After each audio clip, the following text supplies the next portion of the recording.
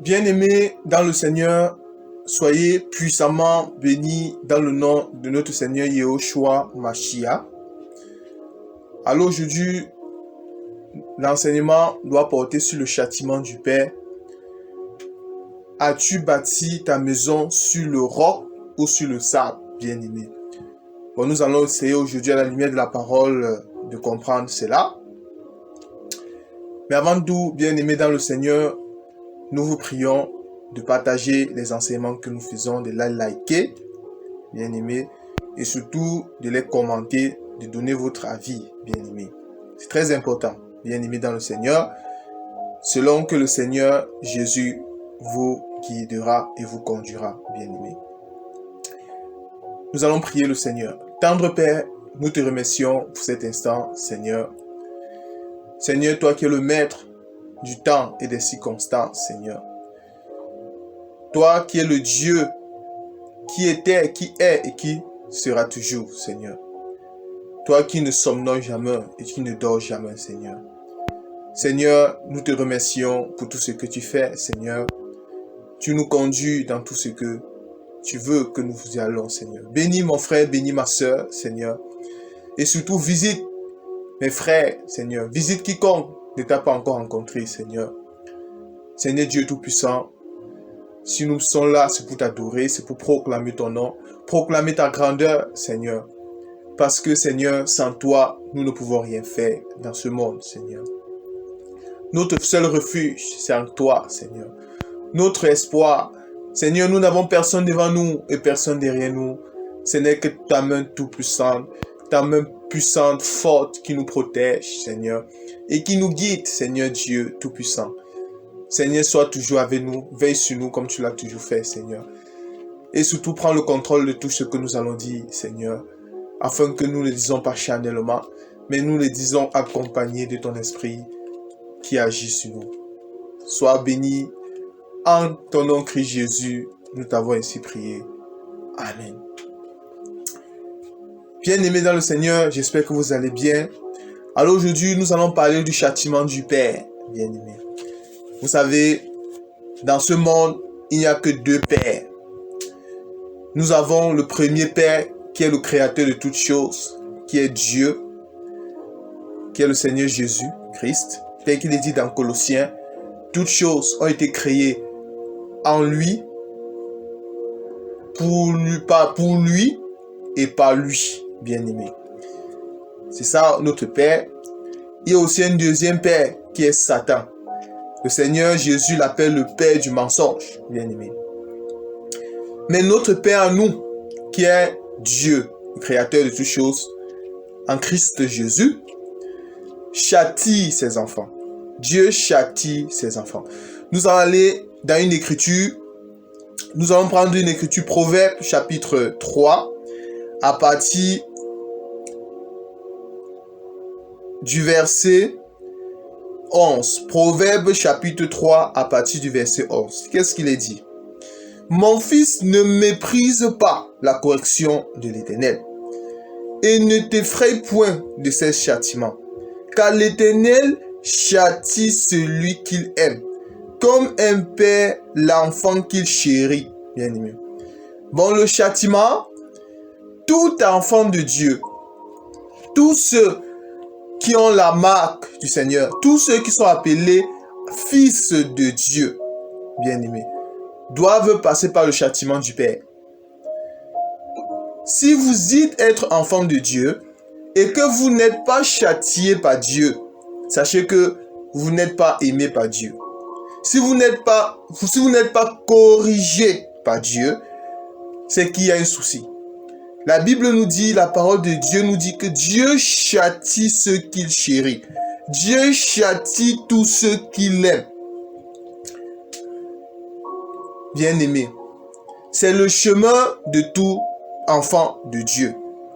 Dieu, nous sommes l'argile dans les mains de Dieu. Dieu, c'est lui le potier. Dieu fait du vase d'argile comme ce qu'il veut. Il peut faire du vase un objet. très important. Il peut aussi également faire de ce vase un objet vil, bien-aimé. Bon, c'est Dieu qui fait de nous ce qu'il veut. C'est Dieu qui fait du vase ce qu'il veut.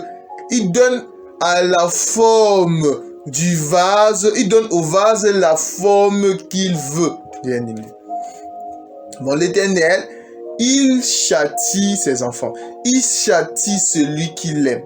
Si vous êtes épargné du châtiment de Dieu, si vous n'êtes pas châtié par le Père, alors c'est que vous n'avez pas l'amour du Père. La Bible nous dit ici que comme un père, l'enfant qu'il chérit, l'Éternel châtie celui qu'il aime. Comme un père, l'enfant qu'il chérit, bien aimé. C'est pas possible d'avoir un enfant, vous ne châtiez jamais l'enfant. Si vous ne châtiez jamais l'enfant, c'est que cet enfant ne serait pas droit dans la vie. Un enfant est celui que souvent, il doit essayer d'avoir part au châtiment. Et c'est ce que notre Père fait avec nous, bien-aimés. Tout enfant de Dieu doit passer par le châtiment. Et nous allons comprendre que le châtiment que Dieu nous donne, ça serait le baptême de feu, bien-aimés. C'est le baptême de feu. Parce que dans cet évangile, nous croyons à 3 types de baptême. Le baptême d'eau, le baptême du Saint-Esprit et le baptême de feu, bien-aimés. Et le baptême de feu, sauf Dieu seul, donne cela au vase, bien-aimé. C'est le Seigneur Dieu seul qui peut baptiser le vase, qui fait du vase ce qu'il veut. Le baptême de feu, ce n'est que le Seigneur Jésus-Christ, lui seul, qui nous le donne, bien-aimé.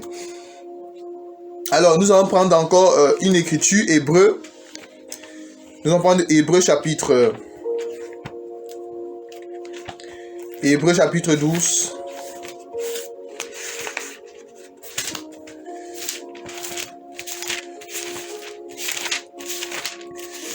Hébreu chapitre 12, à partir du verset 6. Nous allons également trouver cette écriture. Hébreu chapitre 12, à partir du verset 6. Il est dit, car le Seigneur châtie celui qu'il aime, bien-aimé. On retrouve encore cette écriture dans le livre d'Hébreu. Bon, si Dieu t'aime, si tu es aimé, si tu es fils du Père, si tu es enfant du Père, il faut faire encore plus fils du Père. Parce qu'un fils, c'est-à-dire le Seigneur châtie ses enfants, châtie son fils, pour que nous puissions atteindre quoi? La maturité, bien-aimé. C'est pour ça que Dieu nous châtie. Et il frappe de la verge tous ceux qui reconnaissent pour ses fils. Si vous n'êtes pas fils de Dieu, vous serez épargné de la verge, du fouet. Sauf les fils de Dieu ont droit au châtiment du Père. Et nous allons dire que le but, tout à l'heure, nous allons comprendre pourquoi Dieu châtie ses enfants. Pourquoi le Seigneur châtie ses enfants. C'est comme des fils que Dieu vous traite. Car quel est le fils qu'un père ne châtie pas? Mais si vous êtes exempt du châtiment auquel tout homme part, vous êtes donc les enfants illégitimes et non des fils bien-aimés. Bon, ici, tout enfant de Dieu, si vous êtes exempt du châtiment de Dieu, c'est que vous n'êtes pas fils de Dieu. Et tout à l'heure, nous allons voir que le châtiment de Dieu, c'est le baptême de feu. Le châtiment de Dieu, c'est Dieu lui-même qui le donne. C'est-à-dire, Dieu permet la tribulation. C'est ça le châtiment de Dieu, bien-aimé. 9. D'ailleurs, plus que nos pères, selon la chair, nous ont châtiés et que nous les avons respectés, ne devons-nous pas, à bien plus forte raison, nous soumettre au Père des esprits pour avoir la vie?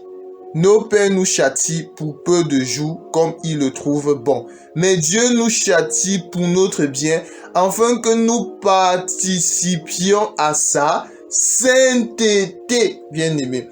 Bon Dieu nous châtie. Vous allez comprendre que c'est dans les épreuves, c'est dans les moments difficiles, quand le Seigneur nous châtie, c'est là qu'on s'attache davantage à Dieu. C'est là qu'on est plus concentré dans la présence de Dieu, bien-aimé. Il est vrai que tout châtiment semble d'abord un sujet de tristesse et non de joie, mais il produit plus tard tous ceux qui ont été ainsi exercés un fruit paisible de justice. Bon, nous voyons que le châtiment de Dieu, quand cela arrive, c'est pas facile de supporter. Mais c'est plus tard. Parce que le châtiment de Dieu, ça a pour but de faire très mal à la chair. Le châtiment de Dieu, ça crucifie ta chair. Le châtiment de Dieu, ça fait mal au vieil homme. Nous comprenons que le vieil homme, ou encore cette nature adamique, qu'on a hérité de nos pères, c'est-à-dire de nos anciens pères, de nos anciens parents, Adam et Ève dans le jardin d'Éden, lorsqu'ils avaient transgressé la loi, lorsqu'ils avaient mangé le fruit, bien aimé. Bon, le châtiment du Père, ça permet de crucifier ta chair, ça permet d'assujettir ta chair, ça permet maintenant d'atteindre certains niveaux, ça permet d'affaiblir ta chair et ça permet de monter en esprit dans les choses de Dieu. C'est ça le but du châtiment du Père, ça permet d'entrer dans la sainteté de Dieu. Vous ne pouvez pas marcher dans la sainteté, dans la sanctification, vous ne pouvez pas voir la gloire de Dieu, bien-aimé. Parce qu'il y a beaucoup de personnes qui disent, Seigneur, fais-moi ta voix, ta gloire. Comment voulez-vous voir la gloire de Dieu si vous êtes exempt de châtiment? C'est le châtiment de Dieu, c'est la fournaise, c'est le baptême de feu, c'est dans les épreuves, bien-aimé. C'est quand les hommes disent que c'est fini pour toi, bien-aimé. Mais Dieu, les hommes ont dit, mais Dieu n'a pas dit son dernier mot. C'est en ces moments que là, vous allez voir la gloire de Dieu. C'est dans les épreuves, c'est dans les combats de chaque jour, bien-aimé. Parce que nous sommes appelés à combattre. Nous sommes soldats du Seigneur Jésus, bien-aimé. Nous sommes soldats. La Bible dit que combat le bon combat de la foi. Bon, nous sommes les combattants, bien-aimé. Un enfant de Dieu, c'est celui qui est en guerre dans ce monde. Pourquoi? Nous l'avons toujours dit, tout enfant de Dieu, il n'y a pas un enfant de Dieu qui ne mène pas un combat spirituel. Nous tous, nous menons un combat spirituel. Du moins, tous ceux qui sont fils de Dieu, tous ceux qui marchent sur le chemin étroit, bien-aimé, resserré et rétréci, tous ceux qui ont le Fils, bien-aimé, vont marcher sur le chemin étroit, vont mener un combat spirituel. Pourquoi? Sinon, pourquoi le Seigneur nous a donné les armes? Dans Éphésiens chapitre 6. Le Seigneur nous a donné les armes parce que nous sommes en guerre. Sauf les combattants, sauf les soldats ont les armes. Mais nous sommes soldats de Christ. C'est pour ça que nous menons une guerre spirituelle tous les jours, bien-aimés. Il n'y a pas un jour où nous ne menons pas de combat. Ça n'existe pas. Un enfant de Dieu, c'est celui qui tous les jours doit porter sa croix et suivre Jésus, bien-aimé. C'est ça la guerre spirituelle, bien-aimé. Parce que l'ennemi rôde comme un lion rugissant. L'ennemi, on a fait un adversaire qui est le diable et ses démons et son armée qui sont invisibles, bien-aimés. On a fait aux gens qui sont là, c'est-à-dire, ça le Seigneur nous dit de veiller. Veillez, bien-aimés, parce que munissez-vous de tous les armes du Seigneur afin de tenir ferme dans les mauvais jours et de lutter contrecarrer les traits enflammés de l'ennemi. Bien-aimé, l'ennemi nous lance les flèches. L'ennemi nous lance les traits enflammés. Bien-aimé. C'est pour ça que le Seigneur nous a donné les armes.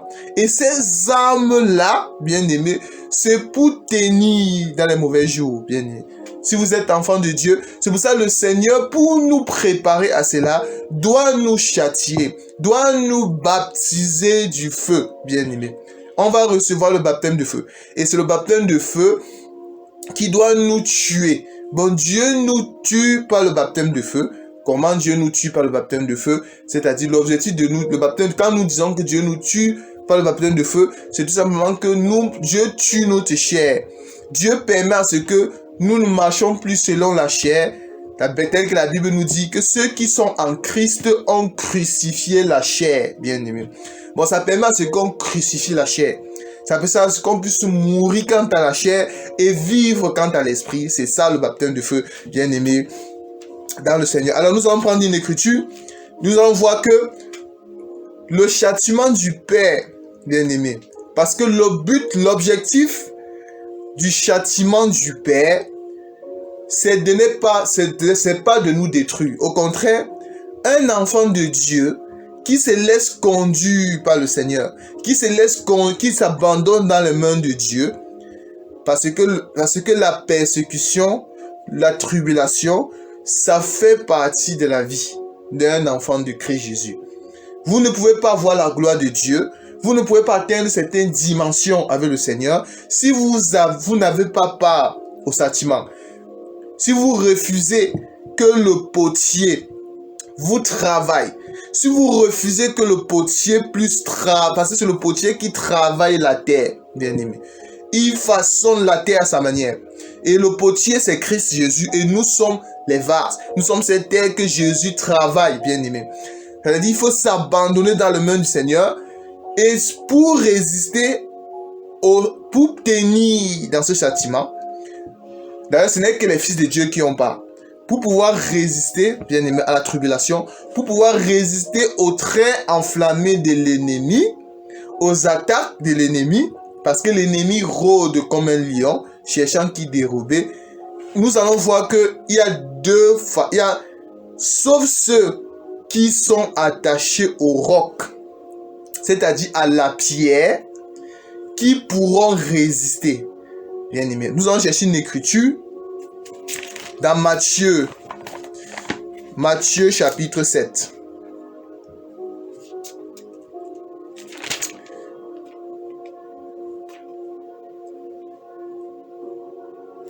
Matthieu chapitre 7, à partir du verset 24. Matthieu 7, 24. C'est pourquoi quiconque attend ces paroles que je dis et les met en pratique sera semblable à un homme prudent qui a bâti sa maison sur le roc, bien aimé. Sur le roc. La pluie est tombée, le torrent sont venus, les vents ont soufflé et sont jetés contre cette maison. Elle n'est point tombée parce qu'elle était fondée sur le roc. Mais quiconque attend ces paroles que j'ai dit et les met pas en pratique sera semblable à un homme insensé qui a bâti sa maison sur le sable. La pluie est tombée, le torrent sont venus, les vents ont soufflé et ont battu cette maison. Elle est tombée et sa ruine a été grande. Après que Jésus eut achevé ses discours, la foule fut frappée de sa doctrine, car il enseignait comme ayant autorité et non pas comme le scribe, bien aimé. Bon, ici, le Seigneur Yahushua Mashiach nous présente ici deux types de maisons. Deux types de vases, j'ai pour faire encore. C'est-à-dire, la première maison qui a été bâtie sur le roc. Vous savez, lorsqu'on parle du roc, le roc, c'est-à-dire c'était une roche qui est tellement dure. Le roc, en d'autres termes, si nous essayons d'aller dans la révélation, nous allons voir que le roc, c'est encore la pierre. Et la pierre, d'après Actes des Apôtres, chapitre 4, bien aimé, si nous essayons de trouver cette écriture, Actes des Apôtres, nous allons essayer de comprendre c'est quoi le roc, bien aimé. Actes des Apôtres 4. Alors, nous allons prendre quelle écriture? Actes des Apôtres à partir du verset 4. Actes des Apôtres 4, 9. Plus que nous sommes interrogés aujourd'hui sur un bienfait accordé à un homme, malade, afin que nous disions comment il a été guéri. Sachez-le tous, et que tout le peuple d'Israël le sache. C'est pour le nom de Yehoshua, Mashiach de Nazareth, que vous avez crucifié, et que Dieu a ressuscité des morts. C'est par lui que cet homme se présente en pleine santé devant vous. Yehoshua est la pierre rejetée par vous qui baptisez et qui est devenue la principale de l'âme. Il n'y a de salut en aucun autre, car il n'y a sous le ciel aucun autre nom qu'il ait été donné parmi les hommes par lesquels nous devions être sauvés. Bien aimé. Bon, nous voyons que la pierre, le roc, la pierre, c'est le Seigneur Yehoshua Mashiach. C'est la pierre. Bon, la Bible nous dit cela que dans la parabole des deux maisons que le Maître nous a donné, le Seigneur Yehoshua Mashiach, il nous dit que il y avait deux hommes. Le premier avait bâti sa maison sur le roc, c'est-à-dire sur la pierre. Et le second avait bâti sur le sable, bien aimé. Mais les deux hommes, c'est-à-dire les deux maisons, ont été éprouvées, bien aimé. Les deux maisons ont été éprouvées. C'est-à-dire le Seigneur a éprouvé les deux maisons. Et pour éprouver les deux maisons, parce que dans cet évangile, bien aimé, nous croyons dans cet évangile que Dieu, rien ne peut arriver si le Seigneur n'a pas permis. Parce que nous croyons que Dieu, c'est le maître de toutes choses. Que ce soit des circonstances, de toutes choses, Dieu, c'est lui qui est l'alpha et l'oméga. C'est lui qui contrôle toutes choses, bien aimé. Que ce soit le vent, que ce soit la pluie, que ce soit toutes ces choses. Parce que la Bible nous dit dans Colossiens, bien aimé. Nous allons chercher cette écriture. Colossiens.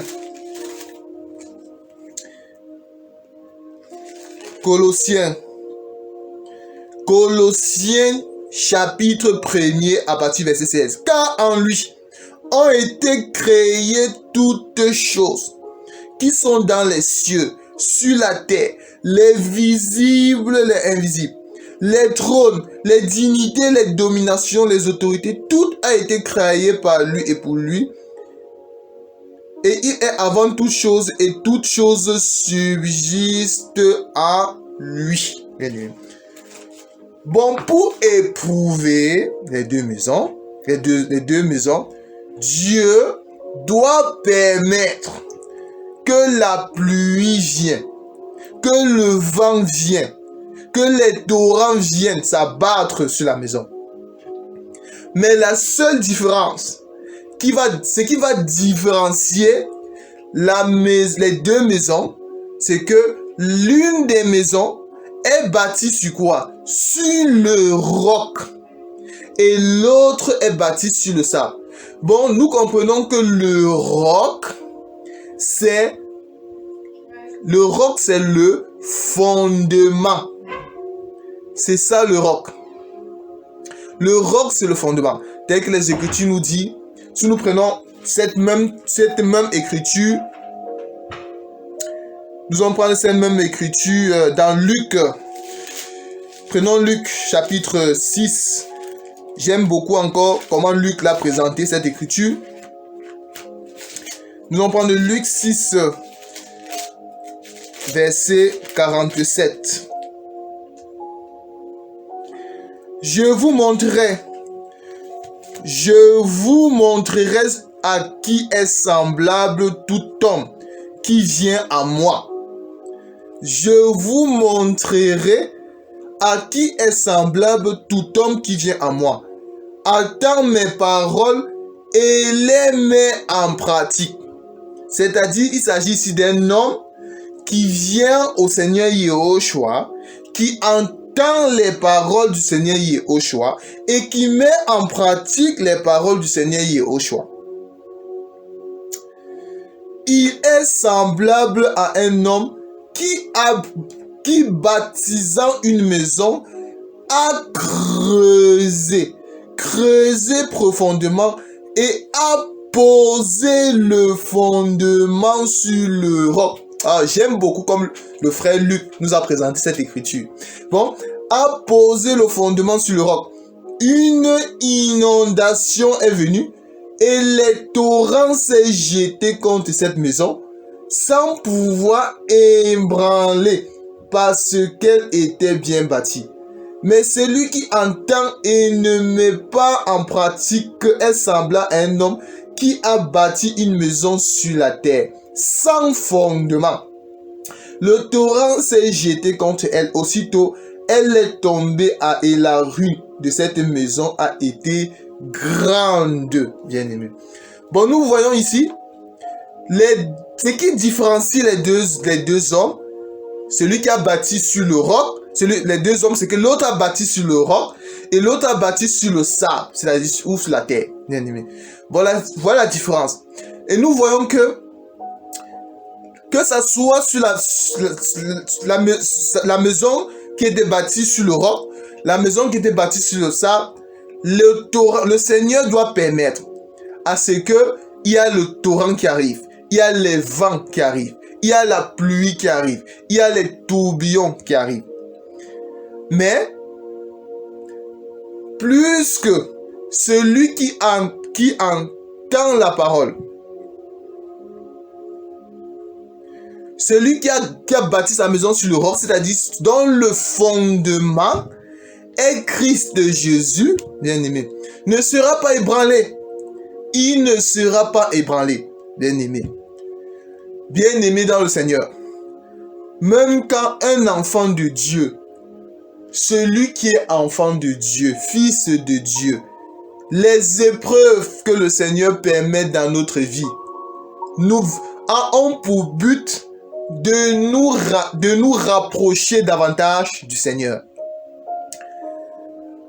Un enfant de Dieu, lorsque le Seigneur permet que dans ta vie, il y a les vents, il y a les torrents, il y a la pluie, mais parce que tu es bâti sur le roc, parce que le fondement, personne ne peut poser un autre fondement que ce qui a déjà été posé, à savoir Christ Jésus. Mais parce que le fondement est Jésus-Christ, parce que le fondement est le Seigneur Yehoshua, quel que soit ce que le vent va faire, va venir, le coup de vent qui va venir dans ta vie, le coup de torrent qui va venir dans ta vie, le coup de pluie qui va s'abattre dans ta vie, ça ne pourra jamais t'ébranler. Au contraire, cela va te pousser à t'attacher davantage au Seigneur. Bon, la tribulation, les épreuves, ça pour but, un enfant de Dieu ça n'a pas pour but de nous éloigner du Seigneur. Au contraire, ça nous rapproche du Seigneur. Ça nous permet à ce que on s'attache dans les choses du Seigneur. On grandit, notre foi grandit. C'est ça pour un enfant de Dieu. Mais par contre, celui qui a construit sa maison sur le sable, c'est-à-dire celui qui n'a pas le fondement, qui est la pierre, celui qui n'a pas le fondement, qui est Christ Jésus, lorsque viendra une tribulation, lorsque viendra la pluie, lorsque viendra le vent, il trouvera une occasion de chute.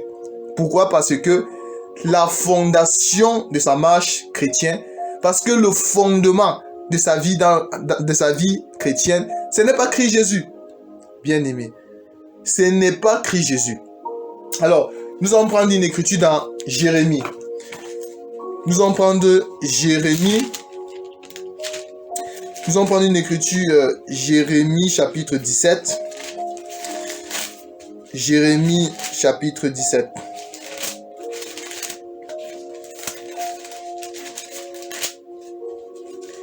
Jérémie chapitre 17.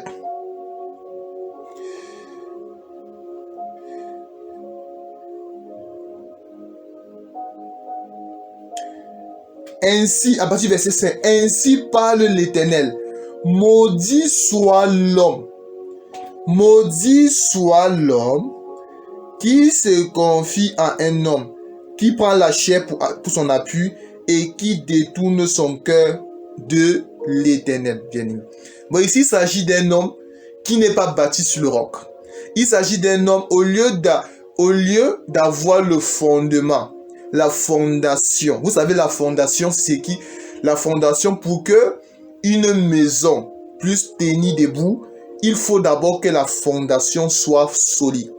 Il faut que la fondation, on étudie vraiment la fondation. Il faut que l'assurance qu'on peut avoir qu'une maison doit tenir debout va résister au vent, aux tempêtes, aux intempéries en général, c'est la fondation, bien aimé.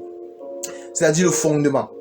On a dit qu'un homme qui n'a pas le fondement, qui au lieu de mettre sa confiance en Christ Jésus, mais il met sa confiance en un homme, bien aimé.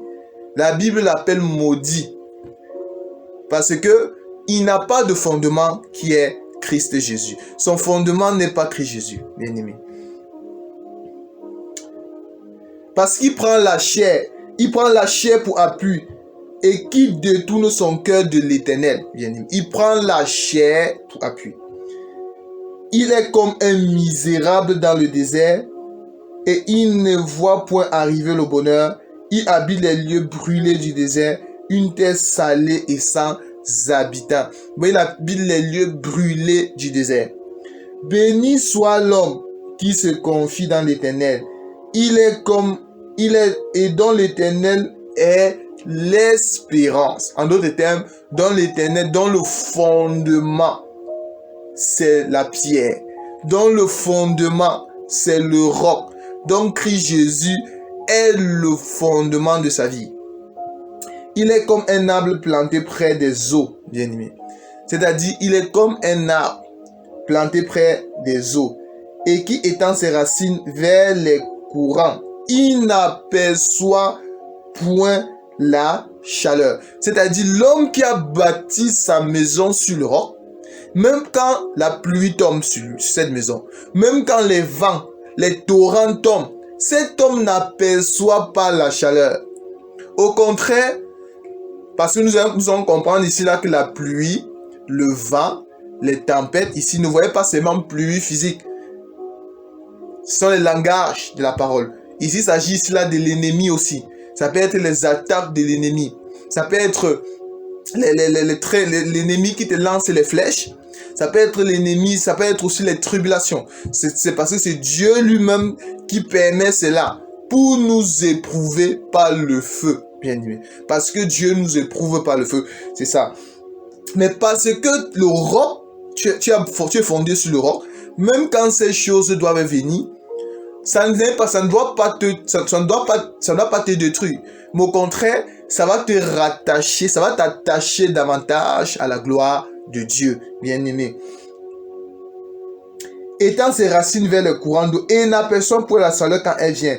Et son feuillage reste vert dans l'année de la sécheresse, bien aimé. Vous avez l'écriture où notre Seigneur Jésus avait dit, lorsque les Romains avaient arrêté notre Seigneur, c'est dans sa chair, bien sûr. Il y avait les femmes qui se sont mises à pleurer. Jésus-Christ a dit, Yoshua Mashiach, il a dit que pleurez pour vous, ne pleurez pas pour moi. Si on fait ça au bois vert, qu'en serait-il du bois sec? Bon, nous comprenons que Jésus, c'est lui qui est le bois vert. Pourquoi? Parce que c'est lui qui nous donne la sève. Parce que Jésus, c'est lui qui est ce serment. C'est lui qui est le cep, autant pour moi. Jésus, c'est le cep. Et nous sommes les branches. Nous sommes les branches. C'est lui qui nous donne la sève. Parce que nous sommes les bois secs. Et pour que nous devenons les bois, nous sommes les bois secs. Un bois sec, c'est-à-dire c'est quelqu'un qui est mort. C'est quelqu'un qui était mort. Mais pour nous donner la vie, il faut que Jésus nous donne la sève. Et quand nous avons la sève, en ce moment, nous devenons les branches, bien-aimés. C'est que notre feuillage reste toujours vert parce que nous sommes attachés au cep qui est Jésus, bien-aimé. Dans l'année de la sécheresse, il n'y a point de crainte. Il ne cesse de porter du fruit, bien-aimé. C'est pour ça même dans la tribulation, dans les moments difficiles que nous traversons, Un enfant de Dieu ne cesse pas de porter du fruit parce qu'il est attaché au Seigneur. Bon, bien-aimés dans le Seigneur, nous voyons que c'est très important de s'attacher au Seigneur Jésus. Très important. Dans les épreuves que nous traversons dans la vie. Parce que tout enfant de Dieu a les épreuves. Si quelqu'un vous dit qu'il n'a jamais les épreuves dans sa vie et qu'il craint le Seigneur, c'est pas possible. Parce que c'est Dieu lui-même qui envoie les épreuves. Si tu es un enfant de Dieu qui marche sur le chemin étroit, tu crains le Seigneur, tu as l'amour du Père dans ton cœur. L'amour de Dieu consiste à garder mes commandements. Ces commandements ne sont pas pénibles. Si vous m'aimez, gardez mes paroles. Telle est la parole de notre Seigneur, Yeshua Mashiach. Si vous gardez les paroles du Seigneur, automatiquement doivent venir les épreuves. Le Seigneur, ce sont les épreuves qui nous maintiennent debout. Il y a une écriture qui dit que celui qui croit être debout prenne garde de ne pas tomber. Mais pour nous maintenir debout, c'est le Seigneur qui doit nous mettre dans la fournaise. La fournaise, c'est la fournaise, il y a une écriture. Je vais chercher cette écriture, c'est dans Corinthiens.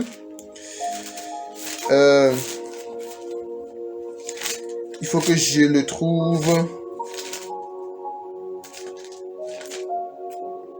Alors, 1 Corinthiens 3, autant pour moi, à partir du verset 11. Car personne ne peut poser notre fondement que celui qui a été posé, à savoir Jésus-Christ. Or, si quelqu'un bâtit sur ce fondement avec de l'or, de l'argent, des pierres précieuses, du bois, du foin, du chaume, l'œuvre de chacun sera manifestée. Car le jour fera connaître, parce qu'elle recevra, elle se révélera dans le feu.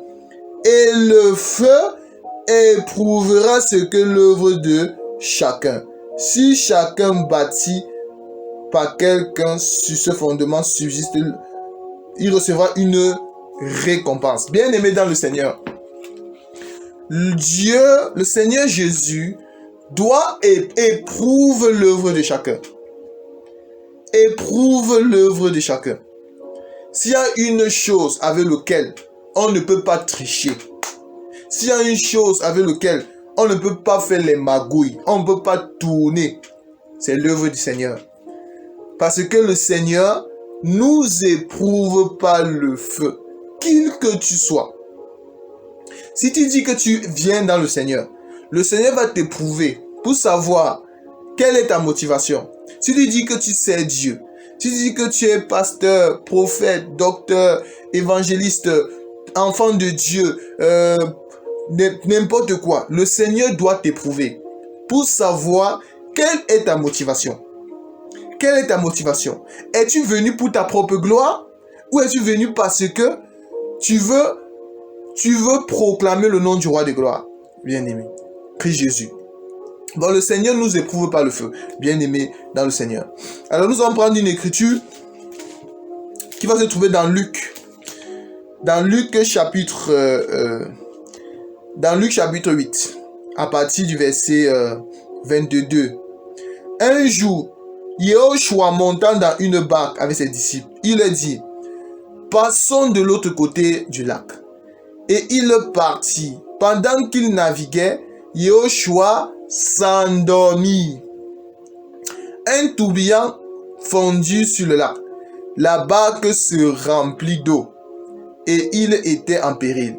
Ils s'approchèrent et le réveillèrent en disant, Maître, maître, nous périssons. S'étant réveillé, il menaça le vent et les flots qui s'apaisèrent et le calme revint. Puis il a dit, où est votre foi? Saisis de frayeur et d'étonnement, ils se disent les uns des autres, quel est donc celui-ci qui commande même au vent et à l'eau et à et qui lui obéissent. Bien-aimé. Bon, bien-aimé dans le Seigneur, ici, il s'agit lorsque le Seigneur, il a voulu éprouver ses disciples.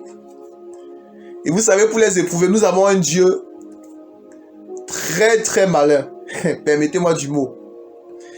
Le Seigneur, il dit aux disciples, allons vers l'autre bord. Quand le Seigneur les demande, allons, nous allons traverser le lac, le Seigneur ne les dit pas ce qu'il doit faire. Non, il ne les dit pas. C'est la même chose. Lorsque tu viens en Christ Jésus, tu penses que tout c'est rose. Tu penses que la vie c'est rose. Mais non. C'est quand tu arrives au milieu. c'est quand vous arrivez au milieu du lac. C'est au milieu du lac, lorsque vous ne voyez plus, l'extrémité, lorsque vous ne voyez plus le bord, c'est là où le Seigneur s'endort. En réalité, il est vrai ici, on dit que le Seigneur s'endormit, mais en réalité, il ne dormait pas. En réalité, il faisait semblant de dormir. Le Seigneur faisait semblant de dormir parce qu'il voulait éprouver. Il voulait éprouver ses disciples. Parce que si vous avez les yeux, vous avez les yeux de l'esprit, vous pouvez vous envoler comme les aigles. Dans la révélation, nous allons comprendre ici que c'est toujours Jésus lui-même qui a appelé le vent. C'est toujours Jésus lui-même qui a dit vent, souffle. Bien aimé. C'est toujours Jésus qui a donné la permission au vent. Vent, souffle. Le vent s'est mis à souffler que bouh, bouh. Ça soulevait la barque. Pendant ce temps, notre Seigneur, il faisait semblant de dormir. En réalité, il voulait éprouver ses disciples. Bien aimé. Parce que nous avons une écriture. Si nous avons une écriture dans Psaume 121, nous allons rendre compte que Dieu ne dort pas. Psaume 121. Bon, il faisait semblant de dormir, le Seigneur. C'était pour éprouver. Psaume 121.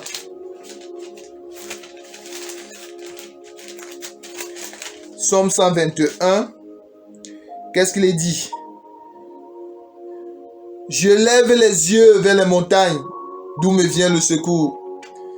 Le secours me vient de l'Éternel qui a fait les cieux et la terre. Il ne permet point que ton pied chancelle. Celui qui te garde ne sommeillera point. Voici, il ne sommeille ni ne dort, celui qui garde Israël. L'Éternel est celui qui te garde, l'Éternel est ton ombre et ta main droite. Pendant le jour, le soleil ne te frappera point, ni la lumière pendant la nuit. L'Éternel te garde de tout mal, il garde ton âme. L'Éternel gardera ton départ et ton arrivée dès maintenant et à jamais. Bon, en réalité, nous voyons ici que notre Seigneur Yehoshua, il avait semblant de dormir. La Bible dit qu'il dormait, mais dans la révélation, nous comprenons que c'était un moyen d'éprouver les disciples. Bien aimé dans le Seigneur, il faut savoir une chose. Tout enfant de Dieu a sa barque. Tout enfant de Dieu. Nous avons chacun à sa barque. Hein. Chacun a son expérience avec le Seigneur. Chacun a son expérience avec le Seigneur. Nous ne sommes pas tous pareils. Non. Le Seigneur travaille chacun de ses enfants à sa manière. C'est pour ça, dans l'œuvre du Seigneur, c'est une erreur très grave de vouloir imiter les autres, de vouloir faire comme les autres. C'est une erreur très grave. Parce que chacun a son expérience avec le Seigneur, chacun a sa formation avec le Seigneur. Le Seigneur forme chacun, bien aimé. Le Seigneur a permis que le vent vienne. Dans ta vie, toi qui m'écoutes, je ne sais pas qui tu es. Peut-être dans ta vie maintenant, rien ne marche. Rien ne marche dans ta vie. Au point que tu te poses toutes les questions du monde. Tu as tout essayé. rien ne marche. Sache que tu es dans la barque. Le Seigneur fait semblant de dormir, bien-aimé. Le Seigneur a envoyé les vents. Il y a le vent qui souffle. Bouh, bouh. C'est pour t'éprouver, bien-aimé. Chacun a sa barque. Et le Seigneur permet cela. C'est pour voir notre foi, bien-aimé. C'est pour voir la foi. C'est pour voir si nous sommes consolidés dans les choses du Seigneur. Mais en réalité, tant que tu vas rester dans la barque, tant que tu vas rester, parce que c'est dans la barque que Yahushua se trouve. Yahushua ne se trouve pas hors de la barque. Malgré que tu as la sensation que Jésus dort, malgré que tu crois que Jésus n'agit pas, il est dans la barque. Les disciples qui avaient le vent qui soufflait, les disciples ont cru que Jésus n'agissait pas. Ils ont cru que le Seigneur n'agissait pas. Mais l'erreur serait, pour les disciples, serait de sortir de la barque. S'ils sortaient de la barque, là, ils devaient sortir de la présence de Dieu. Dans ta vie, même si rien ne marche, alors que tu crains le Seigneur, alors que tu te bats, bien-aimé, reste toujours dans la barque. Même s'il y a les vents qui frappent, même si la barque est en train de bourgeonner, tant que tu as l'assurance que tu marches, que le Seigneur, tu crains le Seigneur et que tu marches dans les voies du Seigneur, reste dans la barque. L'erreur serait de sortir dans la barque. Parce que si tu es dans la barque, et parce que le Seigneur Yahushua est dans la barque, même si tu as l'impression qu'il dort, même si le vent transporte la barque, même si le vent jette la barque n'importe où, jamais le vent ne pourra te faire du mal. Jamais. Jamais le vent ne te fera du mal. Parce que le Seigneur éprouve ses enfants. Le Seigneur nous éprouve et le Seigneur garde ses enfants, bien-aimés. C'est ça la marche d'un enfant du Seigneur.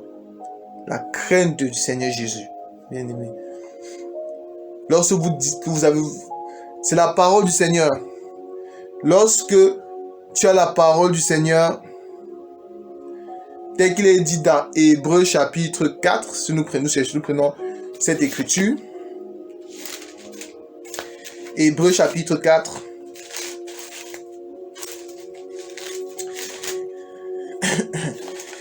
Hébreux 4. Hébreux 4, 12. Qu'est-ce qu'il est dit? Car la parole de Dieu est vivante et efficace, plus tranchante qu'une épée quelconque à deux tranchants, pénétrante jusqu'à partager l'âme et l'esprit, jointure et moelle. Elle juge les sentiments et pense les cœurs. Nulle créature n'est cachée devant lui, mais tout est à nu et à découvert aux yeux de celui qui nous devons rendre compte. Bon, nous voyons que la parole de Dieu, c'est cette épée à deux tranchants. Et l'une des armes, comme nous l'avons dit dès le début de cet enseignement, que tout enfant du Seigneur, nous sommes en guerre dans ce monde. Parce que le jour où vous avez dit, le jour que Jésus vous a choisi. Parce que dans cet évangile bien-aimé, nous ne croyons pas aux choses où on m'a dit que non, c'est moi qui ai décidé de suivre Jésus. Personne n'a décidé de suivre Jésus. Personne. La Bible nous dit dans Philippiens, c'est Dieu qui met en nous le vouloir et le faire. Bon, c'est vrai, on enseigne. Doctrinalement, oui, nous disons, on enseigne. On peut décider, chacun donne ta vie à Jésus, tu décides de suivre Jésus. Oui, on enseigne comme ça, bien aimé. Mais en réalité, c'est toujours Jésus qui nous choisit. Qui choisit ses enfants. Pourquoi? Parce que la Bible dit que c'est pas vous, c'est dans Jean chapitre 10. C'est pas vous qui m'avez choisi, mais c'est moi qui vous ai choisi. Bon, c'est toujours Jésus, Yoshua Mashiach, qui choisit ses enfants. Mais doctrinalement, nous disons que bon, quand on choisit, c'est toi qui décides de donner ta vie à Dieu ou pas. Dans la doctrine, nous disons Amen. Mais dans la révélation, nous comprenons que tous ceux qui sont en Christ, c'est parce que c'est Dieu qui les a choisis par avance dès la fondation du monde, bien aimé. Bon, nous disons que lorsque vous avez donné, le jour où vous avez accepté le Seigneur, doctrinalement, vous avez accepté le Seigneur, et le jour, c'est-à-dire quand Dieu vous a choisi, ce jour-là, vous êtes entré en guerre. L'ennemi a décidé qu'il va vous faire la guerre. C'est pour ça la guerre spirituelle, c'est une guerre à vie. Ça, c'est une guerre qui va seulement s'arrêter le jour où vous allez rentrer à la maison. Le jour où vous allez vous endormir. Parce que dans cet évangile, nous avons toujours dit, nous croyons qu'un enfant de Dieu ne meurt pas, mais un enfant de Dieu s'endort. C'est-à-dire, il se repose de ses œuvres. C'est ça un enfant de Dieu, en attendant l'enlèvement de l'église. Mais le jour que vous allez rentrer à la maison, c'est en ce moment que votre guerre va s'arrêter. Il n'y a pas un jour que l'ennemi va vous laisser la paix. C'est faux. C'est pour ça que le Seigneur nous a donné sa parole. La parole de Dieu, c'est cette arme à deux tranchants. Cette épée à deux tranchants. Et cette parole qui permet à ce qu'on puisse s'asseoir sur le roc, qu'on puisse se bâtir sur le roc, bien aimé. C'est ça la parole de notre Seigneur Jésus. Alors nous allons voir que le Seigneur, il nous a donné les armes, bien aimé. Il nous a donné les armes. Nous allons faire un enseignement là-dessus sur l'armure d'un disciple de Christ Jésus. Si le Seigneur Yahushua le permet et si c'est dans sa volonté, bien aimé, nous allons faire un enseignement là-dessus. L'armure d'un disciple de Christ Jésus. Alors, nous allons prendre Éphésiens chapitre 6. Nous n'allons pas trop entrer en profondeur. Alors, nous allons voir que le Seigneur, si vous lisez Éphésiens chapitre 6, vous allez voir que c'est les armes. Parce que la Bible nous dit que si nous combattons si nous marchons selon la chair, nous ne combattons pas selon la chair. Parce que les armes avec lesquelles nous combattons ne sont pas charnelles. Bon, nous voyons que le Seigneur nous a donné les armes parce que nous sommes les soldats, nous sommes en guerre. Parce que nous allons dans l'ombre, c'est-à-dire dans l'ancienne alliance, nous allons voir que, parce que Israël, c'est cette horloge prophétique. Si nous prenons par exemple Israël, nous allons voir que Israël, quand il menait la guerre, les combats d'Israël, c'était physique. Il est vrai, c'était plus ou moins aussi spirituel, mais c'était aussi physique plus. Mais dans la nouvelle alliance, nous allons voir que les combats ne sont plus physiques, mais les combats sont spirituels. Nous avons affaire à un adversaire que nous ne voyons pas, c'est-à-dire le diable. Nous avons affaire au monde des ténèbres, ceux que nous ne voyons pas physiquement. Parce que le monde invisible est plus réaliste que le monde visible, est plus réel que le monde physique, bien aimé. Ça, le Seigneur nous a donné les armes. C'est pour ça que si nous prenons Éphésiens chapitre 6, il y en a d'autres, vous pouvez les lire, nous n'allons pas les faire. À partir du verset 17, prenez aussi le casque du salut et l'épée de l'esprit qui est la parole de Dieu. Nous voyons que la parole, c'est l'épée. Vous ne pouvez pas aller en guerre si vous n'avez pas l'épée, bien aimé. Et nous, disciples de Christ Jésus, c'est notre épée, c'est la parole. Et notre casque de salut, c'est l'esprit, bien aimé. C'est ça, nous ferons un enseignement là-dessus, approfondi, si le Seigneur le veut, bien aimé dans le Seigneur. C'est pour ça, un enfant de Dieu, il faut méditer la parole. Surtout dans les moments difficiles. Lorsque vous êtes éprouvé, lorsque vous êtes dans les moments difficiles, il faut trouver refuge dans la parole. N'essayez pas de retrouver refuge sur d'autres choses.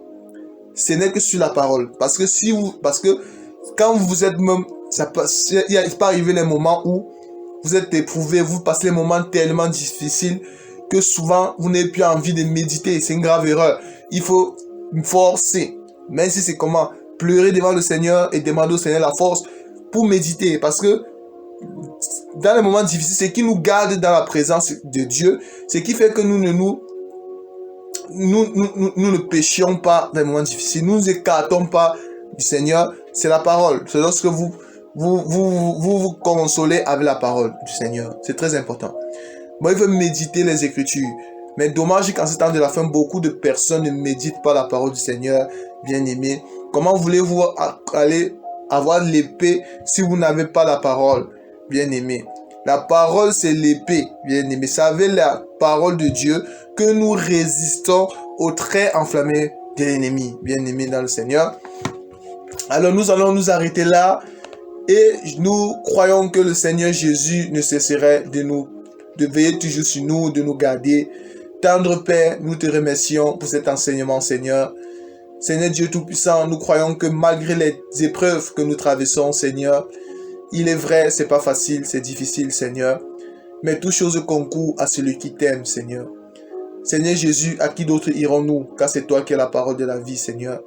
Seigneur Jésus, nous abandonnons dans tes mains, Seigneur. Fais de nous ce que tu veux. Seigneur Jésus, nous préférons, Seigneur, parce que c'est toi seul qui connais nos forces et nos faiblesses. C'est toi seul qui peut nous travailler, Seigneur. C'est toi seul, Papa, qui peut nous briser, afin que nous puissions, Seigneur, marcher, afin que nous puissions avoir la forme que tu veux, Seigneur. Afin que nous puissions être les hommes, les femmes et les hommes, Seigneur, les fils que tu veux, Seigneur. Seigneur Jésus, par notre propre force, nous ne pouvons rien, Seigneur. Seigneur Jésus, même dans les moments difficiles que nous traversons, nous te prions pour que ta présence puisse être toujours avec nous, Seigneur. Même étant dans la barque, Seigneur, nous savons que tu es avec nous. Même quand le vent, même quand l'ennemi nous attaque, Seigneur, l'ennemi nous envoie les flèches, les traits enflammés de l'ennemi, Seigneur. Seigneur, nous savons que tu es là, présent, tu veilles sur nous, Seigneur. Dans les moments difficiles, Seigneur, Seigneur Jésus, ce n'est que ta main tout-puissante qui nous protège et nous garde, Seigneur. Règne toujours dans nos cœurs, Seigneur. Quels que soient les temps que nous allons passer, Seigneur, passer ta parole annoncée, dans les derniers jours, il y aura les temps difficiles, Seigneur.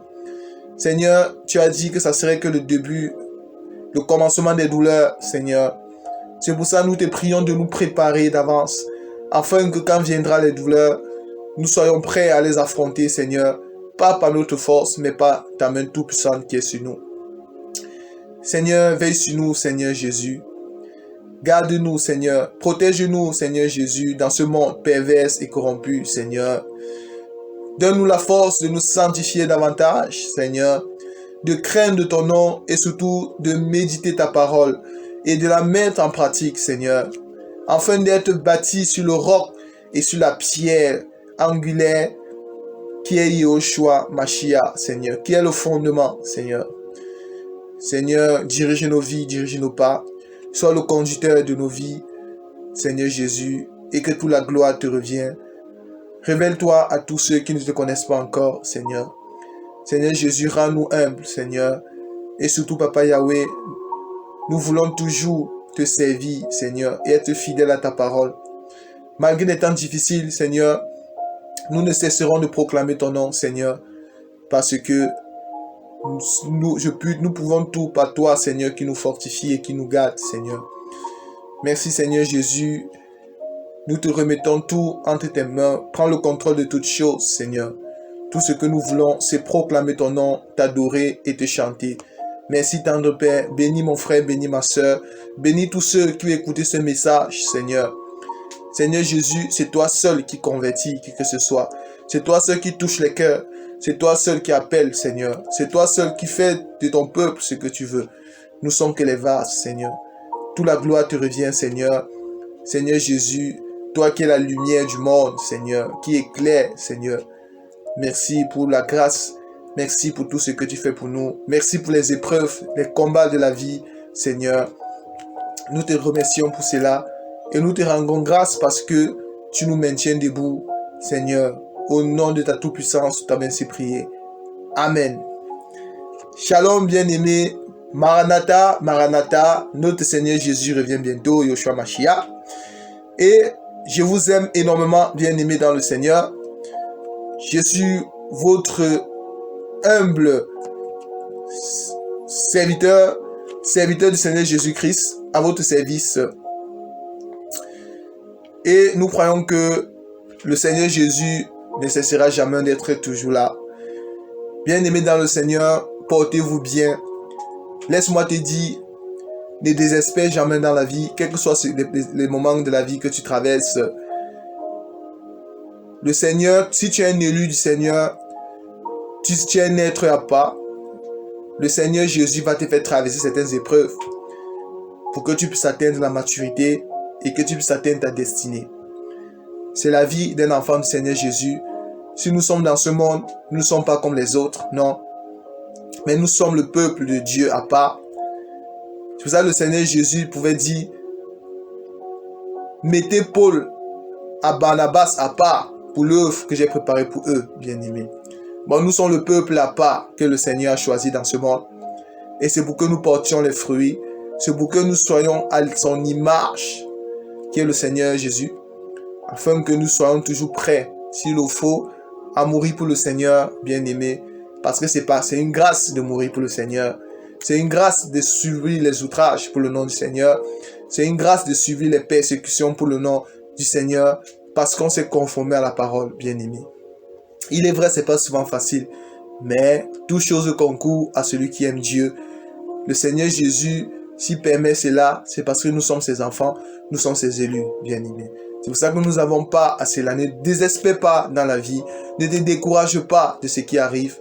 Mais au contraire, continue ta course dans le Seigneur. La fin de toute chose vaut mieux que son commencement, bien-aimé. À la fin, tu vas te réjouir. Tu vas comprendre pourquoi le Seigneur a permis cela dans ta vie. Et tu ne pourras t'empêcher de témoigner du Seigneur, de rendre gloire à Dieu de ce qu'il a fait pour toi. N'abandonne pas la course, n'abandonne pas le Seigneur. Même si tu as vu tout le monde avancer devant toi, la Bible déclare, n'envie pas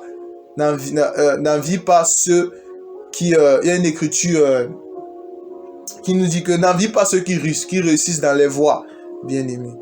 Mais attache-toi au Seigneur, concentre-toi à la volonté du Seigneur dans ta vie et vous verrez que les choses arriveront et changeront selon que le Seigneur a voulu. Portez-vous bien. À la prochaine. C'était votre frère Arthur. Nous sommes là pour servir le Seigneur Jésus-Christ, bien-aimé. Et nous présentons le roi de gloire au monde. Soyez puissamment bénis. Amen.